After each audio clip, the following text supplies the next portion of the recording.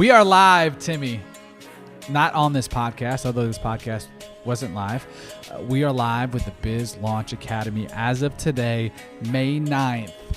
That's right. We created our online academy. We sure did. Basically to walk people through a step-by-step guide on how to launch your online business. Step by step. Day by day. Day by day. Step right over. Step right over. Each and every day. Each and every day. Is that how it goes? I don't know if that's what it was, but one of the great shows from the 90s. Uh-huh. I bet you, unfortunately, there's a bunch of people who have no idea what the hell we're talking about. We're sad to hear that. But we do have the Biz Launch Academy. We'll walk you step by step from concept to customer. Go to bizlaunchacademy.co. That's www.bizlaunchacademy.co and get more info right now. Today on the podcast, we've got Nik Ingersoll, the CMO / co-founder of Barnana. The most delicious podcast we've done. Yes. Definitely, right? Although we didn't do it till after, of course. We're mindful and don't eat on mic. But we talked about a lot of different things. We geeked out with some UFC MMA for about the first 10 minutes.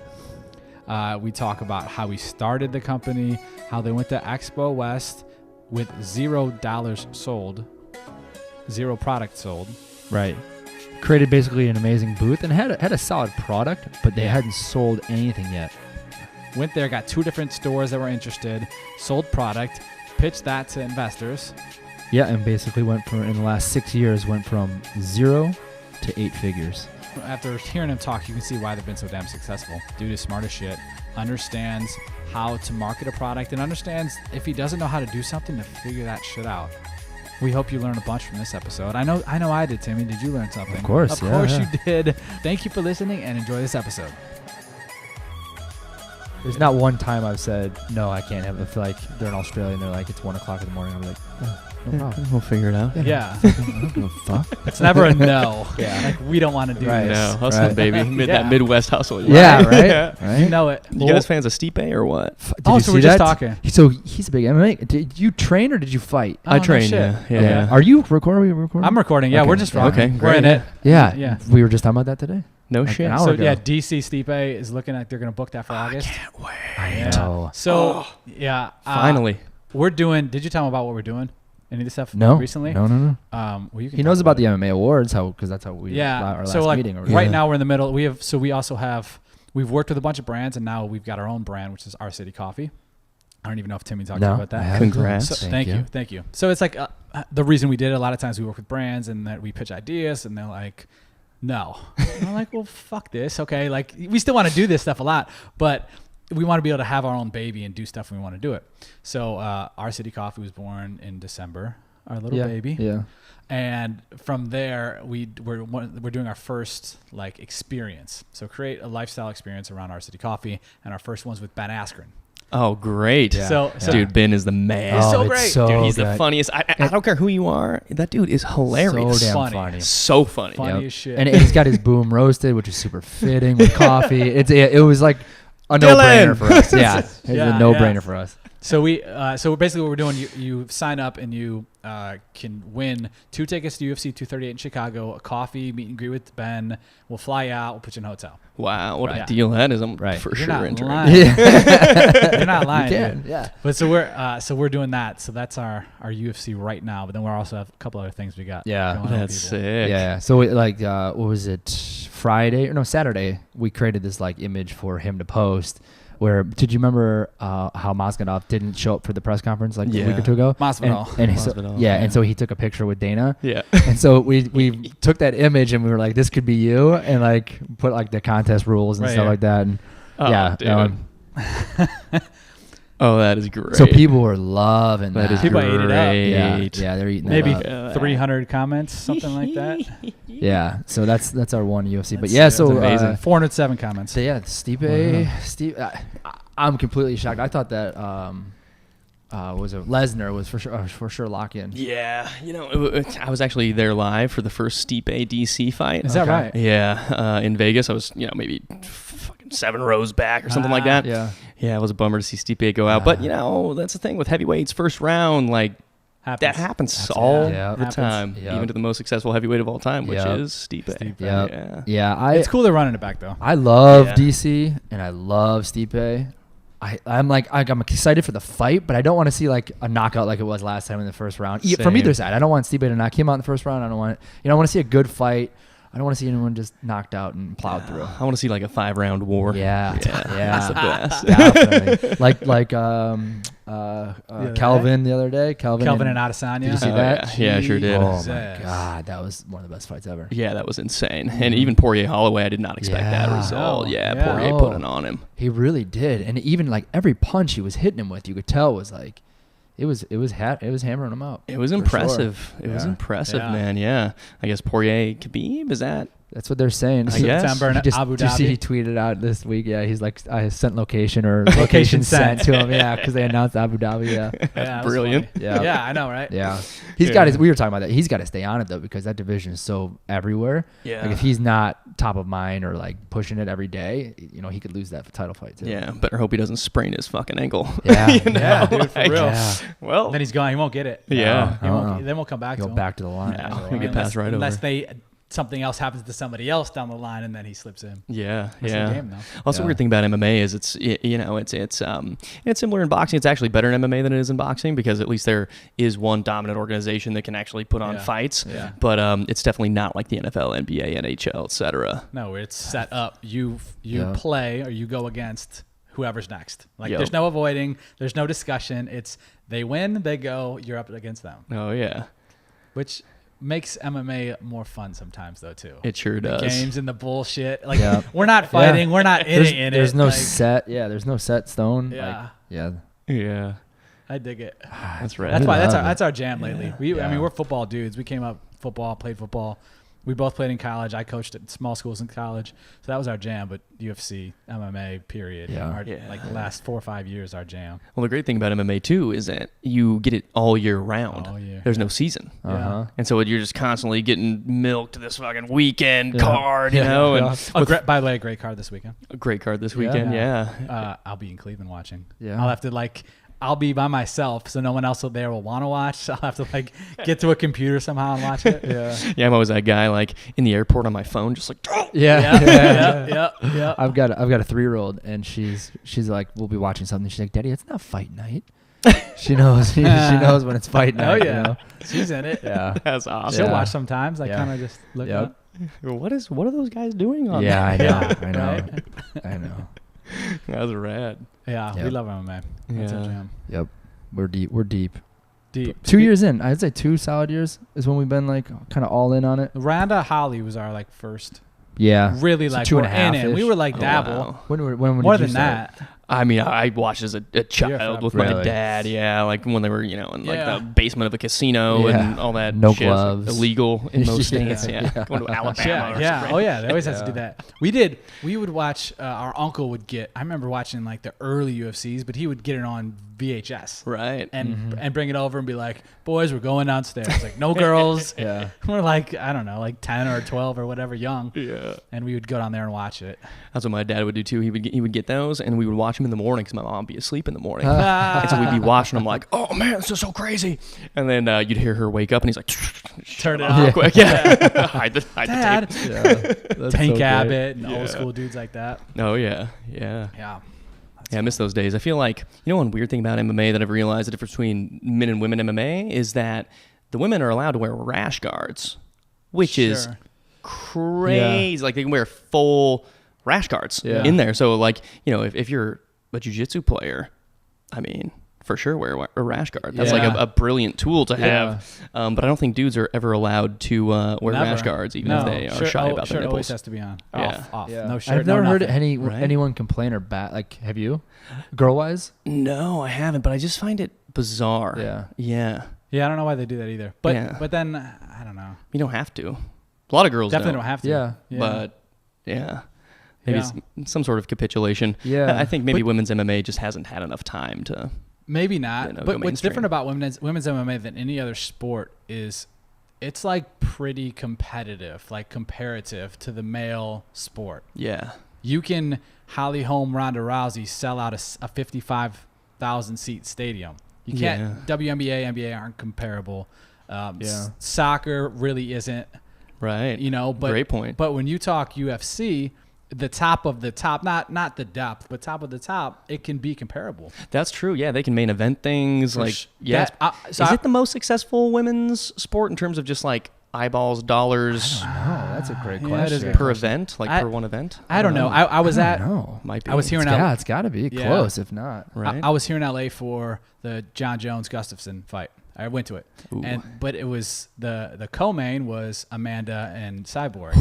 Dude, And I still go back and watch that. I've been at 3 UFC fights, 3 UFC pay-per-views. I've been at a Bellator card. I've been at NBA. I've been at NFL games.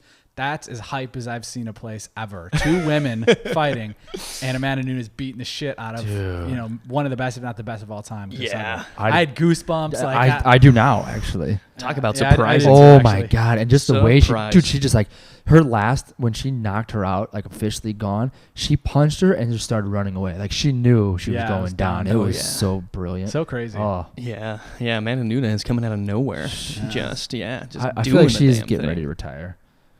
Who's she fighting? She's fighting Holly Holm. Holly in July. Who else does she need to fight though? Like, I'd love to see the rematch, She's but the young. reality is she'll probably take Holly and then milk those belts for a while Yeah. for some Why not? cash. yeah, Why not? Take it to the bank. yeah. Yeah, I would too. Yeah. I don't wanna, nobody wants to get. Well, some people do want to get punched in the face. Some people just love this shit. Yeah. But most Yeah. people Yeah. don't. Even people in the UFC don't love to get hit. They just want to make money, and this is an outlet. And of course, they love martial arts. Yeah. But if you can make money and not have to get hit in the face, like, let's do that. That's right. I mean, get in, get paid, and get out, I think, Yeah. Yeah. generally speaking, at least for your brain health and everything else. And, you see a lot of guys, they just stay on too long, even if it's like 2 or 3, 4 fights too long. Yeah. And then you're seeing these guys that were once just such dominant champions just, they fall out of it. got it. Yeah. And, I think that's in the heads of a lot of current fighters, and they just don't want to be that. Totally. I think in general, people are more conscious today about brain damage and stuff like that, whether it's MMA or football. Yeah. Like, I don't know. I just found out last week we're having a son, my first kid. Congrats, Thank dude. you. In September. So That's like, amazing. but like, am I gonna encourage my son to play football like we play football? I don't. I Right. couldn't see I myself played it doing too. that. Yeah, that's Yeah. weird, right? Yeah. Now I don't know if I would say no, you can't do it, but to push him in it, I think is a different thing. Yeah, I think it's a different thing too. I mean, look, it's like they discover it, like great, Right. but Yeah. I don't know if, I mean, I used to box when I was a kid and wrestle and play Yeah. football, and I don't know if I'd push my kid into it Yeah. if they fell into it, Yeah. support anything Yeah. that they want to do, Yeah. but yeah. And I mean, I dig it. And I like the discipline of it, like the non getting your face bashed in or head, every day of practice and stuff like that. I love whether it's Yeah. football or mixed martial arts or boxing or whatever it may be. Like, there's a lot of good behind that too. Yeah.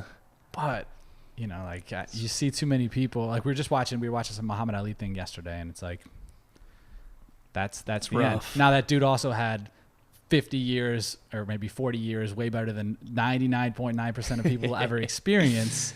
And then you throw the last 30 whatever, which was like, That's true. Yeah, in But- boxing, it's that repetitive head trauma too, Yeah. right? Yeah. Because tons and tons of jabs, bop, bop, bop, bop, bop, Yep. a lot of rounds, big Yeah. gloves. You're Yeah. not getting knocked out as fast. You're not getting your light shut off. There's no other option. You can't grapple. You can't, Right. Yeah, yeah. You can't do anything else. So, yeah. boxing is pretty dangerous in that way, even though I love the sport. And, when I have kids, I think that my move will be just join jiu-jitsu. Yeah. Do you do jiu-jitsu now? Oh, yeah. Where do you Where train go? at? Yeah. He goes to Boxing Burn too. Yeah. Oh, that's right. At You Gracie said that. University. Okay. Oh, you Yeah, do? yeah, So yeah. like, the Gracie Academy with Henner and Hedone and you're legit. Evandro and those guys. Well, yeah, I can do my thing. Yeah. I would say those guys are See, are legit. I was gonna ask you where you go, and I was hoping you'd be like, oh, Bill's jiu-jitsu down the road. And I'd be Yeah. like, oh, dude, I'll come with you. Yeah. I'll come with. Because I've Dude, wanted Bill's to get into jiu-jitsu is it. probably legit Yeah, as fuck, definitely. though. Yeah. But I'm not rolling into fucking Henry Gracie's spot. Although I'm sure there's like basic people, just not 35-year-old basic. Yeah. I think you'd be surprised. One thing I got to give Henry and Hedon a ton of credit for, the way that they've sort of masterfully built their business down there, is they have sort of this combatives program where you go in, you learn more sort of like street applicable tactical jujitsu for more real life situations, and then you sort of progress into the rolling in master cycle where you're going against blue belts, purple, brown, all the way up to black. But jiu-jitsu, the best thing about it is humbling, no matter what color belt you got on, no matter where you're at. Yeah, I mean, absolutely demoralizing. Yeah, I want to do it. Which I love. Yeah, I want to do it. How often do you do it? Well, I was in a motorcycle accident earlier this year, so I've unfortunately had to take an unplanned sabbatical from most physical activity, but I've just started getting back into it, so I'm going to get back in there this week. But yeah, I'm going to build back up to that 2, 3, 4 times a week game. Gotcha. Yeah. Dang. Yeah, I need to go. I need to go somewhere one time and just get in. Yeah. And then just figure it out. Yeah, at least the basics, Yeah, I'd love to do that. Headlock defense, right? Like, there's a lot of things that'll just happen to you in the street that there's very simple ways to counteract them. But if you've never done it and you don't get to repeat it and practice it, then it doesn't come as naturally. No, yeah, totally. Haymaker defense, like all this stuff. Yeah, I love it. Yeah, I'm gonna do it. We always say that, and then but the traffic in LA really plays a damper on things. It's got to be close. It's got to be close. But like Culver. But if you go to where they are though, I'm going down to Torrance. Or Beverly Hills. So you got to plan a couple different time slots throughout the day. Otherwise, you're just sitting in traffic. So that's what hinders often. That's why I ride a motorcycle every day. Yeah. Zip, zip. Are you're still on the motorcycle? Yeah. Yeah. I get back on the horse. Was it your fault or their fault? It was definitely their fault, but. There's just only so much you can do on a bike. I got out of the way. They swerved at me. It was on a surface street. Got out of the way. Hit one of those lovely potholes that LA creates because they don't have to maintain the roads when it rains. And then just went down pretty hard. Yeah, a fractured L1 vertebrae and like all that shit. So it was kind of a little more serious than I wish that it was. Damn. But, yeah. Did you? So do you miss work and all that shit? For a period of time, a few days there, about a week actually. Yeah, I was busted up pretty bad. Damn. So you fell, and were you able to get up, or? Yeah, I got up. Which is not the smart thing to do actually, but when you're concussed and you go down, you don't really know how bad your injuries are. And for me, I feel my ribs and my back were in a lot of pain. I didn't go out. I was in a motorcycle accident a year and a half ago also, which I did go out, which was not good. But the injuries in total were less.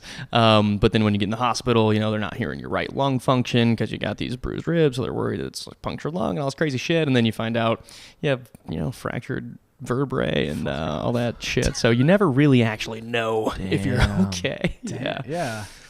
That's crazy. And I actually, we were watching. You ever watch Ariel, or listen to Ariel's podcast? Yeah. Hawaii. Oh yeah. He's so today, yesterday, I don't know who was on it, but it made sense where your adrenaline's rushing so much that you don't even know your full injuries until 48 hours after the fight. Yeah. Who was that? Do you know?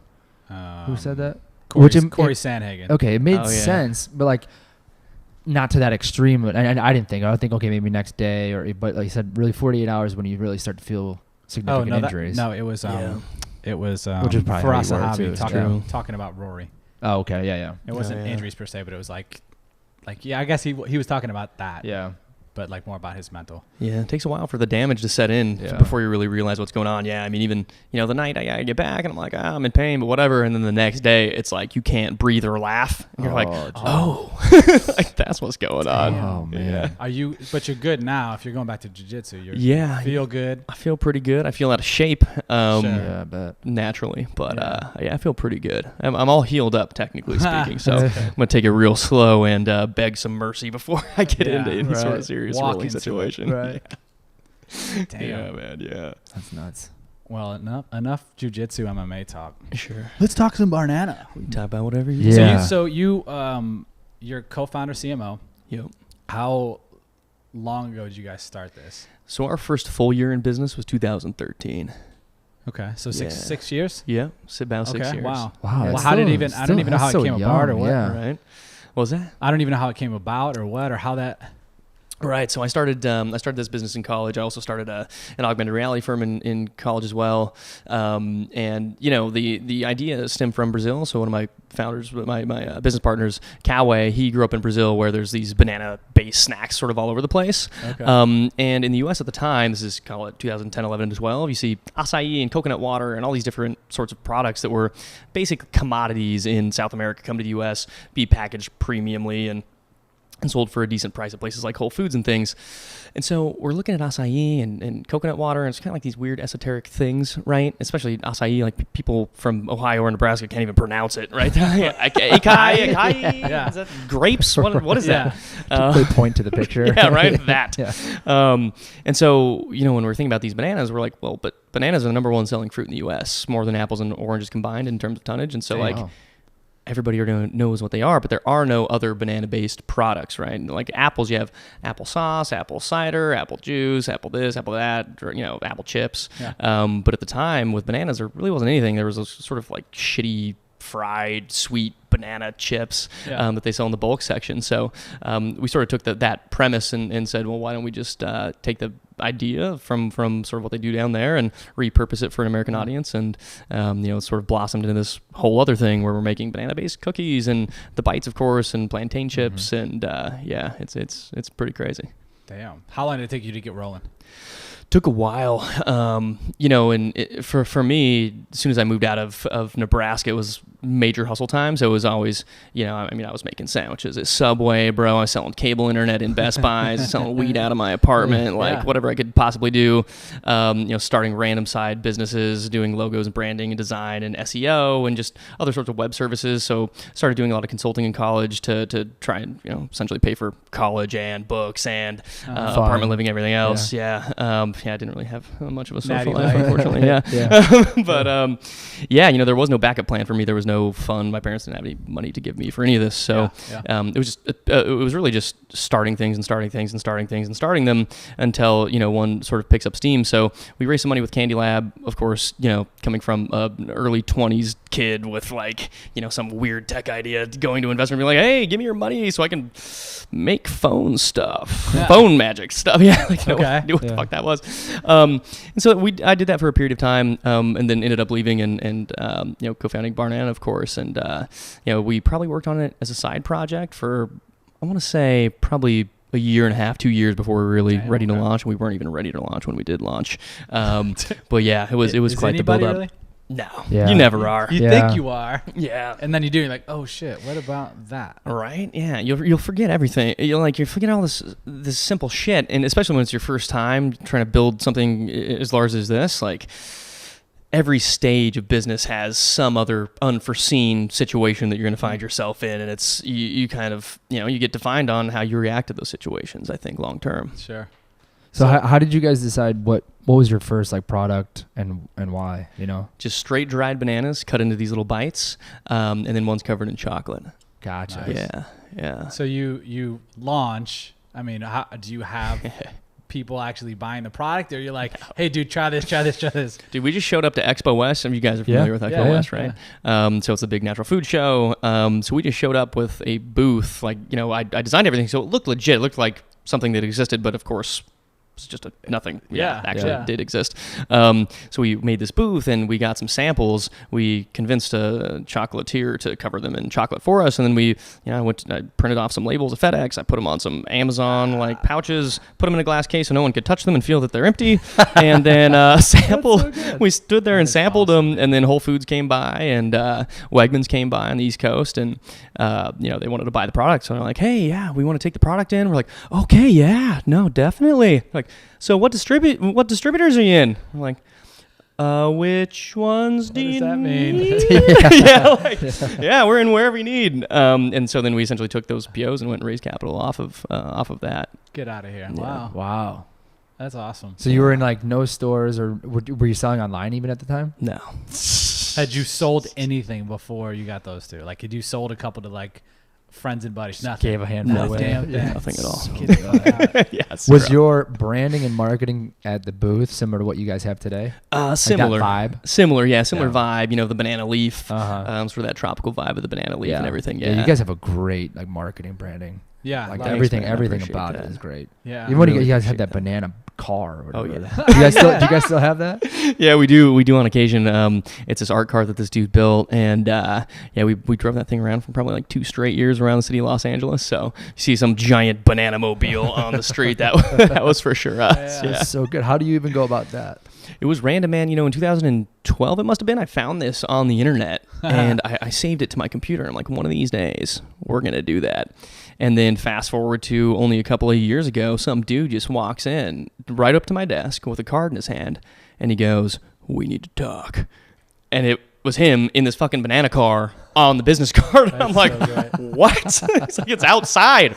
And so we hired him as a full-time driver and then branded the whole thing, and we go and sample and do all kinds of craziness with it. But yeah, it's wild. Wow, That's super how cool. random. Yeah. So you get Whole Foods and Wegmans. What's the order look like? Is it a big damn deal, or is it like we want to try and sample some things, see if it works? It wasn't a huge deal, right? So it was Whole Foods Northern California that picked it up, and Wegmans, which is primarily sort of East Coast, Northeast. And so for us, it seemed big. Sure, Yeah. Even $5 technically would have been infinite more dollars than we had sold previous to that. So it was a big deal for us. It was sort of an indication that we were doing something that there was a market fit for, which of course when you just create something and you go to market, you don't really know, right? Like that's the beautiful thing about meritocracy and capitalism is that you'll have an idea that you think is great, and then you take it to the market and it sucks, and then no one wants it. You're like, all right, well, next. And then maybe you have an idea that maybe you think like who knows how well it'll do, and then it turns out to be Snapchat or whatever. Yeah, sure. Yeah. Wow. That is wild, man. So you get rolling with the first order. You're probably freaking out on the way out the door, like, holy shit, we fucking did it. You're probably Googling a bunch of words that they just asked you. Like, Yeah. How do you figure out working with distributors and all that stuff? Or do they like, all right, we get your new, and they walk you through it, or you just have to like figure shit out and Google people to call? And It's Wild West, straight Wild West, man. Yeah, it was. There is no real school for this, and I got my degree at a business school and everything else, but they don't teach you what you need to know for entrepreneurship. They teach you to go work for Deloitte or an accounting firm somewhere, or a marketing agency or something. But entrepreneurship is sort of science and art put together, and obviously a lot of grit and determination. I don't think everybody's built for it, but you just got to figure it out. So you're cold messaging people on LinkedIn. You're trying to build a board of advisors to raise capital. You're just basically trying to accumulate as much knowledge as quickly as possible, because there is no other way to do it unless you've done it before. All the learning lessons that I've had from this, it's like, wow, the next thing is going to be way easier to do, because I've already taken all the punches to the face and, fallen down plenty of times. So, you just got to get in there and figure out, and the distributors are not helpful at all. Really? Now they're basically middlemen in the food industry. Essentially, you sell to a distributor who then sells to the retailer. Okay.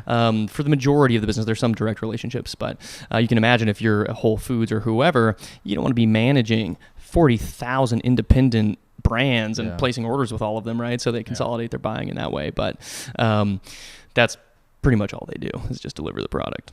Jesus. Yeah. And they don't help you. And we worked with, we did a podcast. Actually, we did some video for it today. It's called Coconut Girl Ice Cream.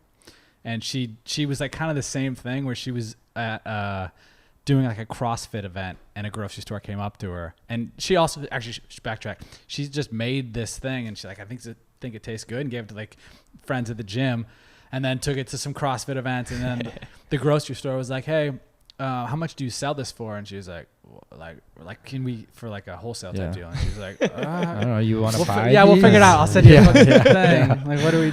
Yeah, I'll get back to you. Yeah. And now she's in like 70 different Whole Foods. So she's like, she just started, but she's rolling with it. But it's the same thing. Like, she's like, I don't know what the fuck to do. I'll say yes, and then just figure that shit out.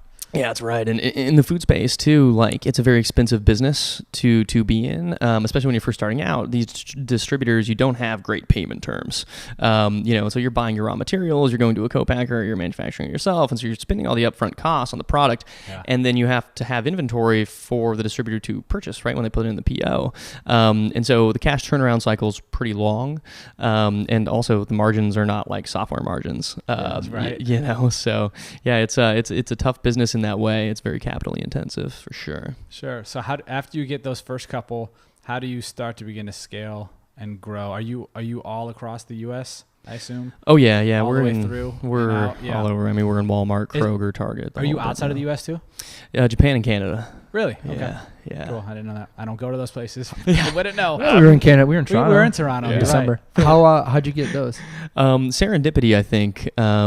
We got introduced to our Japanese distributor through a brand in the space that does a really great job called Amazon. Speaking of acai, that's what they sell. Okay. They were one of the very first to market, and we got introduced to this dude named Yoshi, and he was just the man, and they did a great job with Amazon. So we're like, well, let's just try it out. And I would not recommend any brand starting today that you immediately go international unless there's a very unique scenario.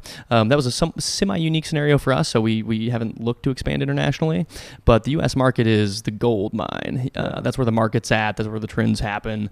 There's 350 plus million people in this country, and so this is the place to go first. Sort of own your backyard and spread from there. Sure. I think that's the best way to do it. Yeah. Do you find that you have to market differently to different parts of even just the U.S.? Oh, yeah. Yeah. I mean, you guys are from Ohio, I'm from Nebraska. Yeah, different people. Oh, yeah. Where I grew up compared to here is basically a different country. We just speak the same language. Yeah. It's kind of crazy. Yeah. That's the weird thing too, right? Because in large part, a lot of these brands are created in big cities, whether it's LA, New York, San Francisco, Chicago, et cetera. And so you have sort of a different societal fabric than you do in places like where I grew up in a very rural area. And so the question essentially becomes, so you scale the brand into these metropolitan cities, and then you have retailers that are in the middle of Oklahoma now, right? Or in the middle of nowhere, Wisconsin. And so how does your product and how does your messaging translate to Cindy in Wisconsin that's, buying her cheese and beer for her husband and then buying Welch's snacks for her kids? And, does your product speak to them? And that's something that you got to be constantly mindful about. Yeah. How have you tried to do that and speak? Because this can speak to us very easily. Right. But Susie in Wisconsin or whatever, like saying buying her cheese and Welch's, how do you try to change? Because you don't change packaging, right? We don't change the packaging, no. I think it does start with that, right? You want something that has at least the ability to be sort of have a broad-based appeal. Yeah. But, you do it through your marketing, your communication, as you show people how to use the product, right? Like, what is the usage occasion? You have to tell people sometimes. It's not necessarily intuitive, especially not with certain types of products, and why they're consuming them, right? But, if you have something like, a goji berry superfood, insert all crazy adaptogenic mushroom, this and that into some crazy product, like, you may kill it in LA, but Cindy in Wisconsin's not going to even know a word on that package. Sure. Yeah. Huh. But everybody does love coffee. Everybody loves coffee. You guys. Yeah. Everyone Coffee's loves pretty coffee. across America. You're damn right. Yep. Yeah. Yeah. No, there's no sexy words to it. It's just coffee. Yep. It's not shit coffee. It's good coffee, and there it is. We should just put good coffee, not the shit. Yeah. It does not taste like shit. Right. It's not shit. There's no mold on this it's coffee. It's not Starbucks. Yeah.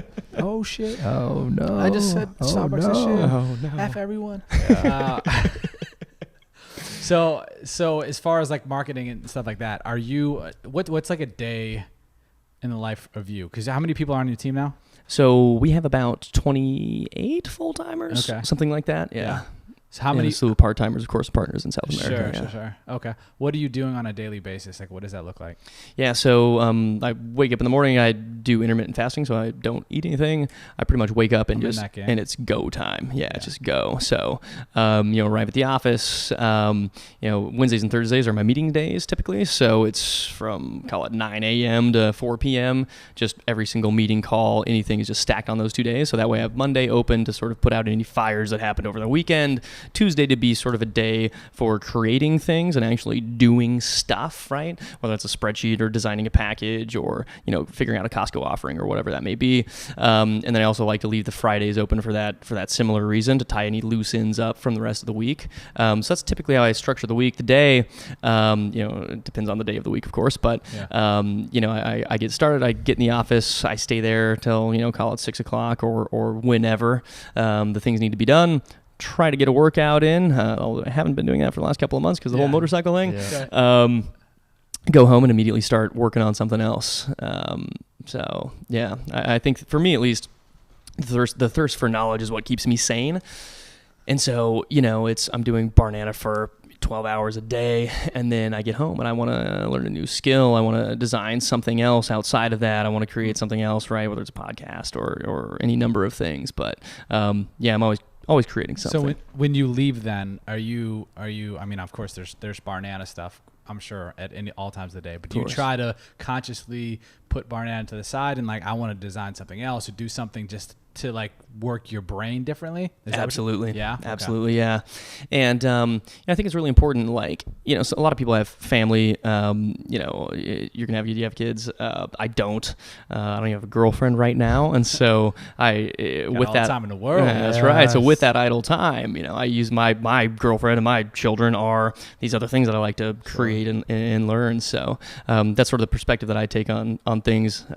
So do it while I can. Yeah. Until you don't have the time to. Definitely. And once you have a kid, you have no time. Oh man. No free time. Yeah. My dad was the best dad of all time. And so, I think about having a kid and I'm like, well, there's no chance that I could be, I have to at least match his level. Right. Well, I guess I should rephrase that. If you do have time, but if you want to be extremely involved in your kid's life, you have little free time. Absolutely. Yeah. Absolutely. Yeah. A little human running around. Definitely. A little mini me. Yeah. Yeah, that's gonna be me soon. That's Yeah. like him. Every day, it's just craziness. She gets home and it's energy. Dude. let's go. Dad, I want to do this. Daddy. I don't. My mom says she's just like me, but I'm like, no, she's 10 times me. I don't know how the hell she has that much energy. Right. A little bite-sized kid. Yeah.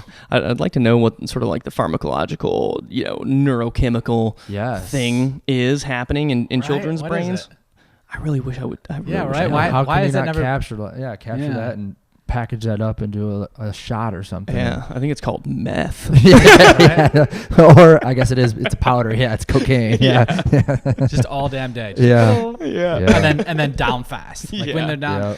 Yeah. That's true. Yeah, kids actually do pass out hard too. Hard. Right. But fight it to the end. Yep. And they're I'm not tired. I know my daughter's got this thing where she'll be getting tired in the car because cars are kryptonite. She goes out in the car every time and she'll be she'll start getting pissed and she'll start screaming. She'll be like, my eyes are making me go to sleep and I don't want them to. So she's fighting her eyes. That's amazing. Yeah. That's amazing. So you got your time now. Yeah. Yes. Yeah, that's right. So that's good. Good use of time. Yeah. How involved with you or are you with social? Just broadly speaking for the brand. Yeah. So it's something that I manage directly. Yeah. You do? Okay. Are you posting?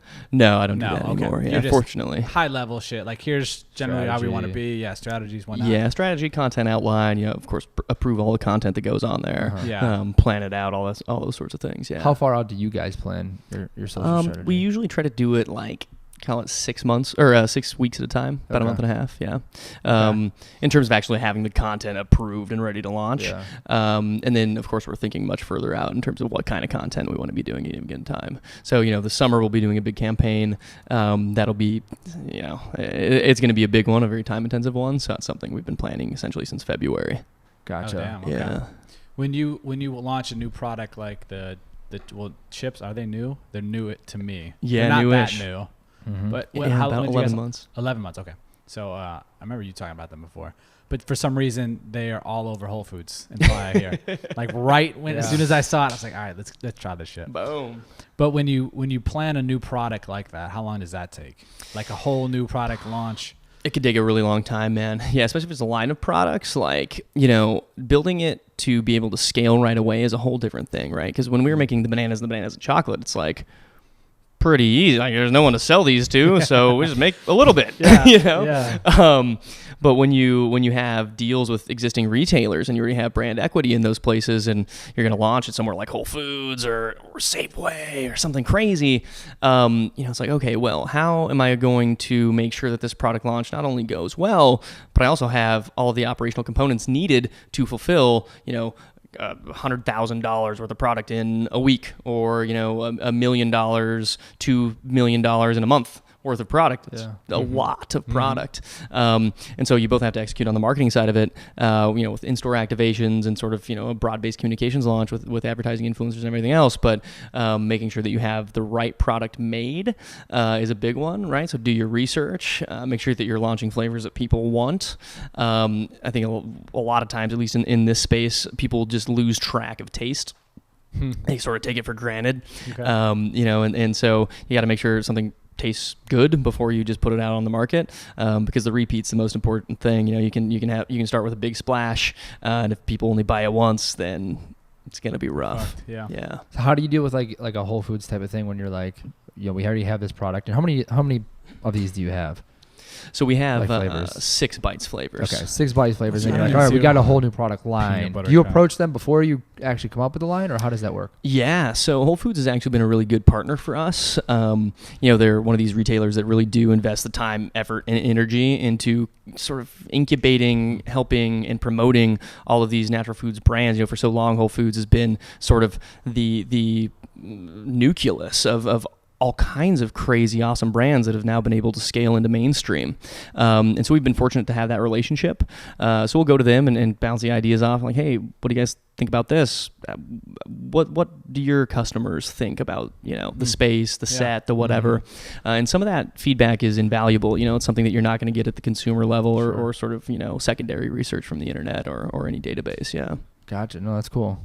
What do you think has been the biggest mistake or biggest mistakes you've made that now if you had to do it over again, you wouldn't do that shit? Yeah, the punches in the face you referred to earlier. Oh yeah. Oh man, so many left hooks and we know that some game. front teeps and yeah, right. Yeah, dude. I think that one of the biggest mistakes is not, when I was first starting this, I was living in the hood, just scraping, like I had the majority of my life before starting these businesses. And, so when the number one motivator is to not just be abjectly poor and in sort of like a crime-ridden, dangerous neighborhood where you wake up and everybody's just drinking 40s at the mini mart at 7:30 a.m. Nice. while you're getting an energy drink to go to class, go to school, go to work, start a business, when you're so preoccupied with that, like I was, I did not fully realize. So I've never really been around rich people or even upper middle class people for the most part. Yeah. And so, going into this and raising money and doing all those things, I'm just around people that, I'm like wearing my $5 Kmart button up clearance, shirt and shit, and playing the part, kind of faking it, really just trying to blend in. And in that environment, I didn't fully realize sort of the Machiavellian mentality of a lot of people generally. I understood it where I lived in the hood. You just assume everybody's kind of, up to no good. Everybody's, trying to catch an angle or whatever. Mm-hmm. But the same thing exists in all economic levels of society, and just in different ways. And so I was not good at recognizing early on these people that would sort of try to snake their way into the business, try to get you, to pit you against your co-founders, different things like that. So I experienced a couple of cases, one major case of that early on. And, sometimes people like that, they come with a good CV. Right? Like, oh, this dude did these great things. He's 55, 60, he's 3 times my age at the time. Like, this guy must be great. And the truth is, there's a lot of sociopaths out there, I think. Or just people that see you and, they just want to sort of step on top of you to dunk the basketball. So I think that one of the biggest mistakes is allowing someone like that close to the business very early on, based on purely their resume and CV, without getting to know them deeply as a person and look out for those types of warning signs. Huh. So that's a good one. Yeah, I like so that. they were you had brought them on board or whatever the capacity was As an advisor, yeah. Okay. So they were in before you vetted them fully, you're saying? Yeah, well, I mean, it's like you meet them and they seem fine. Yeah. But it's something that you really have to investigate more thoroughly than I did early on, for sure. Yeah. Was that out here? Were they out here? It was in San Diego. Yeah. Okay. Feels weird. LA feels different. Where LA, I could see that being more of a thing, but maybe not. Maybe that's just. It's very similar in San Diego. In fact, I actually moved to Sacramento for the first 2 years of college before I moved down to SoCal. And what a couple of my professors said in Sacramento was like, "Are you sure you want to go to SoCal?" I'm like, "Yeah, obviously it's warm and awesome, and like that's the goal. That's where I've been trying to go." Yeah. And they're like, yeah, well, people are just different in that they have a little more of sort of this cursory facade that they put on, right? And I didn't really understand what that was, but that's kind of what you're picking up on, and people that aren't from here or haven't been here may not fully realize it. But yeah, that's something that's similar, I think, L.A., Orange County, San Diego, all the same. Yeah. Mm-hmm. Yeah. I always like to say everyone in L.A., and I know L.A. more than I know like Orange County, San Diego, is that everyone in L.A. is an actor. Whether you're like trying to be an actor in that space, you're in some sort of business, you're acting like you're something you're not. Right. Absolutely. You know? Yeah. I mean, that happens all over the place. Sure. It just seems more prevalent here. Oh yeah. Yeah. I mean, all over the place here. Yeah. From Marino Del Rey to Silver Lake, you know, it's it's like some sort of a zombie virus that just went rampant, turned everyone into and I don't know if it's everyone, obviously a lot of people came out here to be actors. So there's that chunk of the population, or if it's keeping up with the Joneses, or people care about image more out here and looking cool. And I don't know what weird. It is. I don't know. It is weird. You get two things, right? You get really motivated and creative people that just want to win and to do something great and to sort of fulfill self-efficacy, right? Like at the highest level that they can possibly achieve. And I think it also comes with a downside. I think there's a dichotomy in everything. And I think the dichotomy there is, you know, these cities like LA build all these beautiful and amazing things and businesses and art and everything else. And simultaneously, that also breeds sort of that culture of people seeing that. And maybe it is a little bit of keeping up with the Joneses, but trying to play like they're on that level, or they want to be there but not put in the hard work. Therefore, they just put up a facade because they're insecure. And I think there's every shade in between. But there's certainly a dichotomy there for sure. Unfortunately, that works a lot too. If not most of the time for people. Absolutely. That's why people do it. Yeah. I've seen a lot. You see those guys like, they can just go rent like a Ferrari. Yeah. And they just take photos of it with some cash they're going to pay their rent with. The Bow Wow challenge last year or whatever that came out. Oh, with the... did you see that? Oh, when he's on like Southwest or whatever. Yeah. Like, someone takes that picture out. Someone caught him doing it or something. Oh, so good. I was showing my girl, we were driving by a place the other day, and it was the car rentals, and I was like, you see all those like videos and shit like that, most of those people are here and they paid $300 and they got that ridiculous car for an hour and a half or whatever, did their shoot, took their pictures, got out. Made that YouTube advertisement and sold their course. Right. That shit is so lame. Yeah. People do that all the damn time. Yeah, it's surprising to me that works, but I mean, it does. Yeah. There's a lot of dumb people. There's a lot of people that this is separate, but maybe the same too. But a lot of people that just look for direction, right? And then somebody gives them that direction, and they can give them that little nugget. They might have 80 bullshit things they say, but they have that one thing, and they're like, yeah, that makes sense. Yeah, that is true. Fucking link on. Yeah, I also think it's like think about like where we're from. A lot of the things that people see on TV or see in the movies is Los Angeles Bay. So if they're sitting at home and it's rainy, it's snowy. It snowed the other day in Chicago, and it's freaking May almost.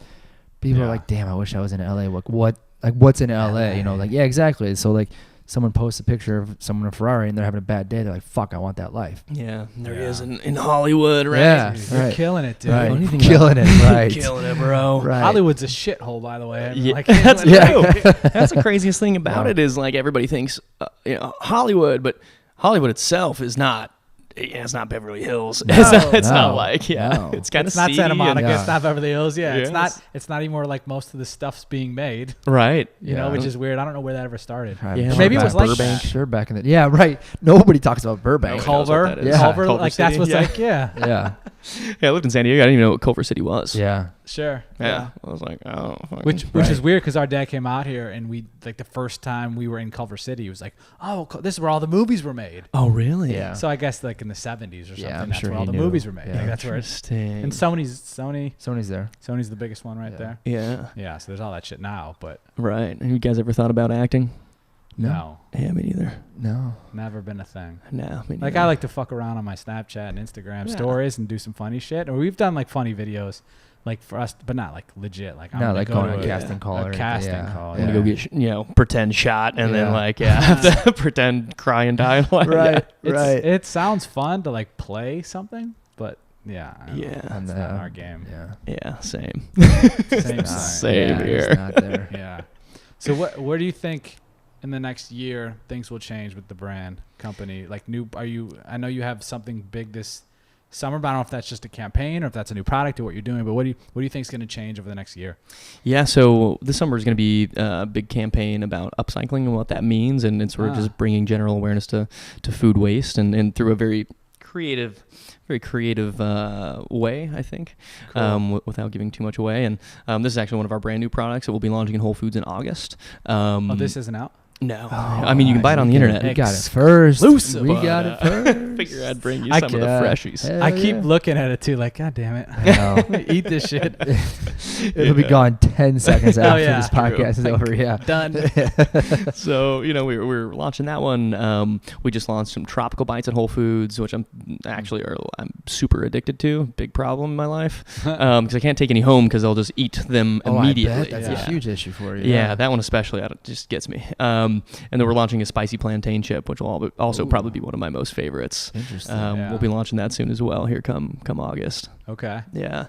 But yeah, that's essentially the rest of the year. A few product launches, line extensions.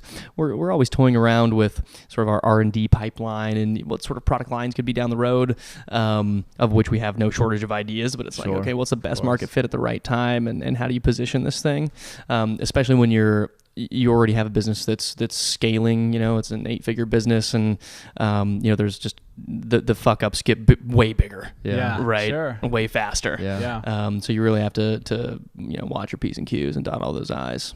Yeah. Yeah.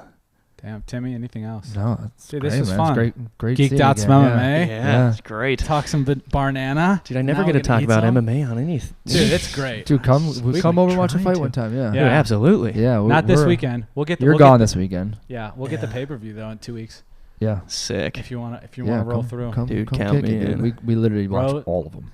Yeah. Same. All of them. Rose versus Andrade. Jessica Andrade. Yeah. Anderson Silva's fighting. I think he's the co-main. Yep. And another big fight. Anderson. Doesn't matter what it is. We're gonna be watching. Hell yeah. That's we will. true. I'm watching some grown people throw bones at each other. Definitely. We love it. Yep. All right, dude. Appreciate it. Thank you, guys. Thank you for listening. Hope you enjoyed the podcast, Timmy. You were there, so of course you enjoyed it. We were there. We're in it. Again, one last reminder, the Biz Launch Academy is live today, May the 9th. Go to bizlaunchacademy.co. That's bizlaunchacademy.co. We'll take you from concept to customer. No BS, no fluff. We'll see you on the next episode. Goodbye.